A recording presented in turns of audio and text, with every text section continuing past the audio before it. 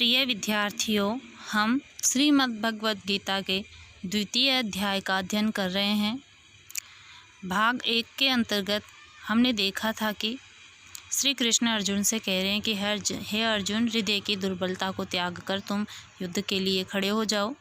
जब आगे देखेंगे कि किन कारणों की वजह से अर्जुन युद्ध करने के लिए मना कर देता है, क्या कहकर, वो क्या बात थी कि जिसको कहकर अर्जुन श्री कृष्ण से कह रहे हैं कि मैं युद्ध करने में समर्थ नहीं हूँ। तो देखिए हमारे पद्य में अर्जुन श्री कृष्ण से क्या कह रहे हैं। कथम भीष्मम अहम संख्ये द्रोणम च मधुसूदन है ईशु भी प्रतियोत्स्यामि पूजार्हौ अरिसूदन। कथम किस प्रकार से भीष्म पितामह को अहम में अर्जुन संख्य युद्ध भूमि में द्रोणम च और गुरु द्रोणाचार्य को मधुसूदन हे श्री कृष्ण में युद्ध में किस प्रकार से जो दोनों ही पूजनीय हैं, भीष्म पितामह और द्रोणाचार्य गुरु द्रोणाचार्य, इन दोनों को ईशु भी बाणों के प्रति बाणों से योत्स्यामि युद्ध करूँगा। इन दोनों से मैं कैसे तीर बाण लेके युद्ध करूँगा, क्योंकि पूजार्हौ पूजा के योग्य है, पूजा अर्हौ दोनों पूजा के योग्य है। अरिसूदन है, अरि का तात्पर्य है शत्रु, सूदन शत्रुओं को मारने वाले, शत्रु निहंता श्री कृष्ण। तो अर्जुन कह रहे हैं कि हे मधुसूदन कृष्ण, मैं युद्ध भूमि में भीष्म पितामह और द्रोणाचार्य के प्रति किस प्रकार बाणों से युद्ध करूँगा। हे अरिसूदन, क्योंकि वे दोनों पूजा के योग्य हैं। आगे अर्जुन कहता है, गुरून् हत्वा हि महानुभावान् श्रेयो भोक्तुं भैक्ष्यमपि इह लोके हत्वार्थ कामांस्तु गुरूनिहेव भुञ्जीय भोगान् रुधिर प्रदिक्तान्। कि हे श्री कृष्ण, गुरून् अहत्वा गुरुओं को न मारकर, हत्वा अहत्वा अर्थात अहत्वा का तात्पर्य है न मारकर, ही महानुभावान इन श्रेष्ठ महानुभाव गुरुओं को न मानकर, श्रेय भोक्तुम अच्छा है, श्रेय है अच्छा है, भोक्तुम भोगना, भेक्ष्यम भिक्षा मांगकर जीवन जीना। तो भेक्ष्यम भिक्षा मांगकर अपना जीवन बिताना भी मैं श्रेष्ठ कर मानता हूँ इन दोनों गुरुओं को मारने से। यह लोके इस संसार में, हत्वा मारकर, अर्थ कामांस्तु अर्थ की कामना वाले, तू तो गुरून् गुरुजनों को, इहेव इस लोक में ही, अर्थात गुरुजनों को मारकर तो मैं भुंजीय भोगूंगा, भोगान भोगों को, रुधिर प्रदिक्तान रक्त से सने हुए भोगों को भोगूंगा। अर्थात गुरुओं को मारकर मैं रुधिर से प्रदिक्त भोगों को भोगूंगा, कि उनके रुधिर से प्रदिक्त भोगों को भोगूंगा। तो इस प्रकार से अर्जुन बता रहा है, कह रहा है कि हे श्री कृष्ण, महानुभाव गुरुजनों को न मारकर इस संसार में भिक्षा को भोगना भी अच्छा है, क्योंकि अर्थ की कामना वाले गुरुजनों को मारकर इस संसार में रुधिर से सने हुए भोगों को तो मैं भोगूंगा। अर्थात जो अर्जुन को विजय मिलेगी वो इन दोनों महानुभावों को मारने के बाद ही मिलेगी। आगे अर्जुन और कहता है, न चेत विद्मः कतरन्नो गरीयो यद्वा जयेम यदि वा नो जयेयु यानेव हत्वा न जिजीविषाम ते अवस्थिता प्रमुखे धार्तराष्ट्रा। कि हे श्री कृष्ण, न च एतत् विद्मः, न नहीं, च और एतत् यह, विद्मः जानते हैं, हम ये भी नहीं जानते, कतरत न गरीय, कतरत क्या, न हमारे लिए गरीय श्रेष्ठ है, यत्वा जयेम कि हम जीतेंगे, यदि वा नो जयेयु अथवा न यथवा अथवा वा न हमको जयेयु वे जीतेंगे। कि हम ये भी नहीं जानते कि हमारे लिए क्या श्रेष्ठ है, युद्ध में हम जीतेंगे अथवा वे जीतेंगे, वे से तात्पर्य कौरव जीतेंगे। यान एव हत्वा जिनको मारकर, न जिजी विषामः, मैं जीने की इच्छा नहीं रखता हूँ। ते अवस्थिता, क्योंकि वे मेरे सामने विद्यमान हैं। प्रमुखे धार्तराष्ट्र, धार्तराष्ट्र धृतराष्ट्र के पुत्र। तो इस प्रकार से अर्जुन श्री कृष्ण से कह रहा है कि हमारे लिए क्या करना अधिक श्रेष्ठ है, यह भी हम नहीं जानते, और यह भी नहीं जानते कि हम जीतेंगे या हमको वे जीतेंगे। जिन्हें मारकर हम जीना भी नहीं चाहते, वे ही धृतराष्ट्र के पुत्र हमारे सामने युद्ध में खड़े हैं। इससे आगे और अर्जुन क्या कह रहा है देखिए। कार्पण्य दोषोपहत स्वभाव पृच्छामि त्वां धर्म सम्मूढ़ चेतः यत् श्रेय स्यात् निश्चितं ब्रूहि तन्मे शिष्य अस्ते अहम शाधि माम त्वां प्रपन्नः। कि हे श्री कृष्ण, कार्पण्य दोषोपहत स्वभाव है, कार्पण्य कायरता के दोषों से, उपहत स्वभाव है दबे हुए स्वभाव वाला मैं, पृच्छामि त्वां मैं तुमसे आपसे पूछता हूँ, धर्म सम्मूढ़ चेतः धर्म के विषय में मोहित चित्त वाला, धर्म के विषय में जो मैं मोहित चित्त वाला हो गया वह मैं आपसे पूछता हूँ। यत श्रेय है, इसका पदच्छेद होगा यत श्रेय, कि जो कल्याणकारी हो, स्यात् निश्चितम ब्रूहि, स्यात् होए निश्चितम निश्चय ही, ब्रूहि कहो, तत्में तन्में तत्में वह मुझसे कहिए, कि जो वास्तव में श्रेयस्कर है वह बात मुझे बतलाइए। शिष्य अस्ते अहम, मैं आपका शिष्य हूँ।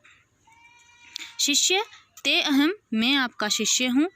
शाधि शिक्षा दीजिए, माम मुझे, त्वाम प्रपन्नम आपकी शरण में, प्रपन्नम आए हुए को। तो हे श्री कृष्ण, कायरता के दोषों से दबे हुए स्वभाव वाला, धर्म के विषय में मोहित हुए चित्त वाला मैं आपसे पूछता हूँ कि जो कुछ निश्चय किया हुआ कल्याण करने वाला हो वह मुझसे कहो। मैं आपका शिष्य हूँ और आपकी शरण में आए हुए आप मुझको शिक्षा दीजिए। आगे अर्जुन और क्या कह रहा है देखिए श्लोक में। नहीं प्रपश्यामि मम अपनुद्यात् यच्छोकमुच्छोषणमिन्द्रियाणाम् अवाप्य भूमौ स्पतनं रिद्धम राज्यम सुराणाम अपि चाधिपत्यम। देखिए विद्यार्थियों, संधि पद किया हुआ ये श्लोक है, बड़े बड़े पद है, इसलिए अर्थ करने के लिए हमें इन बड़े पदों का संधि विच्छेद करना पड़ेगा। तो देखिए, नहीं प्रपश्यामि मैं नहीं देखता हूँ, मम अपनुद्यात् मेरा, अपनुद्यात् का तात्पर्य है दूर करे, यत् शोकम जो शोकम शोक को, जो मेरे शोक को दूर करे। शोक किस प्रकार का है? उत्शोषणम जो सुखा रहा है, इंद्रियाणाम इंद्रियों को सुखा रहा है। जो मोह रूपी शोक अर्जुन को हुआ है, जो उसका शोक इंद्रियों को सुखा रहा है, तो ऐसा उसे कोई नहीं दिख रहा जो उसके इस शोक को दूर करे। क्योंकि वह शोक किस प्रकार का बताया है अर्जुन ने? अवाप्य भूमौ भूमि को प्राप्त करके, असपतनम असपतनम अर्थात जिसका कोई स्वामी, अन्य कोई स्वामी नहीं हो, वह एकमात्र स्वामी हो, अर्थात निष्कंटक राज्य को प्राप्त करके, रिद्धम और समृद्धशाली धन संपदा से युक्त एवं निष्कंटक राज्य को प्राप्त करके भी, राज्यम सुराणाम अपि और देवताओं का जो स्वामित्व है वह प्राप्त करके भी, अधिपत्यम स्वामित्व को प्राप्त करके भी। तो भाव यह है कि निष्कंटक एवं समृद्धशाली राज्य को एवं देवताओं के स्वामित्व को प्राप्त करने के पश्चात भी जो उसका हृदय का शोक है उसको सुखाने, जो इंद्रियों को सुखा रहा है, तो अर्जुन को कोई नहीं दिख रहा कि उस शोक को कोई दूर करे। तो इस प्रकार से हमने इस पद्य में देखा कि अर्जुन श्री कृष्ण से कह रहे हैं कि हे श्री कृष्ण, क्योंकि संसार में धन धान्य से भरे हुए निष्कंटक राज्य को और देवताओं के स्वामित्व को प्राप्त करके भी मैं उस उपाय को नहीं देखता हूँ जो मेरी इंद्रियों को सुखाने वाले शोक को दूर कर सके। तो इस प्रकार से आगे संजय धृतराष्ट्र को जो महाभारत का जो युद्ध हो रहा है उसका आंखों देखा हाल बता रहे हैं। तो संजय आगे धृतराष्ट्र को क्या बता रहे हैं अर्जुन और श्री कृष्ण के विषय में, आइए देखेंगे। आगे वाले पद्य में एवं उक्त्वा ऋषिकेशं गुडाकेशः परन्तप न योत्स्य इति गोविंदम उक्त्वा तूष्णीम बभूव है। एवं उक्त्वा इस प्रकार से बोलकर ऋषिकेशम आया है श्री कृष्ण के लिए, जो सबके हृदय की बात जान लेते हैं, ज्ञानेंद्रियों के जो स्वामी हैं। तो श्री कृष्ण को गुडाकेश है, गुड़ा का ईश है। इस प्रकार से गुण संधि होकर यहाँ पे गुडाकेश है शब्द बनता है। गुड़ा का कहते हैं नींद को, तो नींद को वश में करने वाला यहाँ पे अर्जुन है, क्योंकि अर्जुन ने तपस्या करके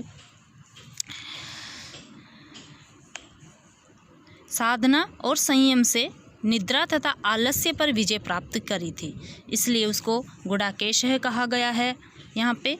तो इस प्रकार से अर्जुन ने श्री कृष्ण को बोला परंतप, हे परंतप। तो यहाँ पे संजय संबोधन के रूप में परंतप शब्द प्रयोग में ले रहे हैं धृतराष्ट्र के लिए, शत्रुओं को नष्ट करने वाले, तपाने वाले। हे धृतराष्ट्र, न योत्स्य, युद्ध नहीं करूँगा, इति गोविंदम उक्त्वा, इस प्रकार से गोविंद को बोलकर, तूष्णीम बभूव है, स्पष्ट रूप से कि मैं युद्ध नहीं करूँगा, यह स्पष्ट कहकर अर्जुन है तूष्णीम बभूव, चुप हो गया। तो इस प्रकार से देखिए इस पद्य में बताया गया है कि जो महाभारत के युद्ध का आंखों देखा हाल संजय जो है धृतराष्ट्र से बता रहा है, उसमें संजय कह रहा है कि हे राजन, हे परंतप, इस प्रकार यह कहकर गुडाकेश अर्जुन ऋषिकेश श्री कृष्ण से स्पष्ट यह कहकर चुप हो गया कि मैं युद्ध नहीं करूँगा। आगे संजय क्या बता रहा है देखिए। तमुवाच ऋषिकेश प्रहसन्निव भारत सेनयोरुभयोर्मध्ये विषीदन्तम् इदं वचः। तमुवाच, उस अर्जुन को उवाच कहा ऋषिकेश श्री कृष्ण ने, प्रहसन इव हंसते हुए, भारत, हे भरतवंशी धृतराष्ट्र। तो हे राजन, हे भारत, इस प्रकार से ऋषिकेश श्री कृष्ण ने अर्जुन को हंसते हुए कहा। क्या कहा? सेनयों उभयों मध्य, दोनों सेनाओं के बीच में, विषीदंतम, विषीदंतम का तात्पर्य है विषाद युक्त अर्जुन को, इदम वच है, यह वचन कहे। तो इस प्रकार से संजय धृतराष्ट्र को बता रहा है कि हे राजन, हे भारत, हे राजन धृतराष्ट्र, ऋषिकेश श्री कृष्ण ने दोनों सेनाओं के बीच में उस विषाद युक्त अर्जुन को हंसते हुए इस प्रकार से वचन कहे। तो इस प्रकार से हमने देखा कि संजय जो है धृतराष्ट्र को महाभारत के युद्ध का आंखों देखा हाल बता रहा है, और उधर अर्जुन जो है युद्ध करने से पीछे हट जाता है। तो उसको अर्जुन को कर्म योग की एवं कर्तव्य की जो शिक्षा भगवान श्री कृष्ण देंगे वो अध्ययन करेंगे।